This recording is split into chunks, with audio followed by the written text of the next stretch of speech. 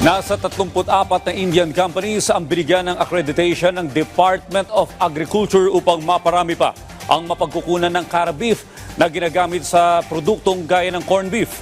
Yan ang ulat ni Clazel Pardilla. Paboritong almusal ni Nola ng corned beef, lalo na kung may halong gulay. Malasa yung corned beef. Tapos malinamnam. Kaya gusto ko. Pansahog naman niya ni Edgar sa ibinibentang spaghetti na in demand tuwing Pasko. Sabi nila mas masarap daw po pag may halong corned beef.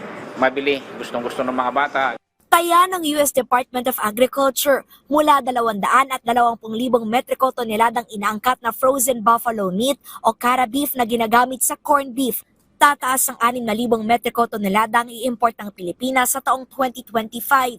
Ang Department of Agriculture, mula sa 6 na plantang nagsusupply ng cara beef sa Pilipinas, inaprubahan ang accreditation ng 34 na Indian companies para makapagpasok ng buffalo meat sa bansa. Ayon sa DA, binibigyan ito ng pagkakataon na makapamili ng source ang mga manufacturer sa harap ng banta ng pagkalat ng foot and mouth disease sa iba't ibang bansa. Makatutulong din ito sa pagpapababa ng production cost of corned beef ngayong hindi na limitado ang bilang ng mapagkukuhanan ng raw material. So hindi mauubos ang corned beef.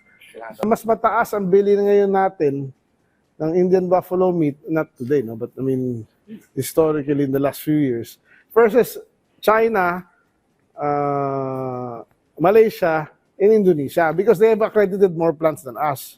So hawak tayo ng suppliers natin before this. Well, the DA now is accrediting a lot of other countries in South America to be able to supply pork, chicken, and beef to the Philippines para ma-expand yung ating sourcing. It doesn't mean that we will import more, but we need to open up supply sources so that paglabanan tayo.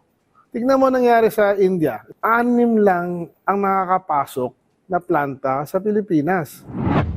Para maayos ang supply at presyo ng iba pang bilihin gaya ng baboy, aalisin na ng DA ang color coding system sa mga apektado ng ASF. Tanging farm na positibo sa ASF ang pagbabawalang ilabas ang alagang hayop, pero hindi buong barangay o syudad. Tatawagin ng ASF infected o ASF free ang isang lugar.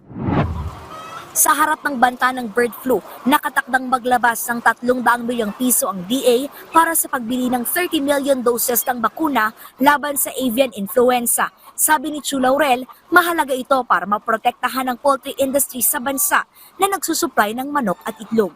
Clazel Pardilla para sa Pambansang TV sa Bagong Pilipinas.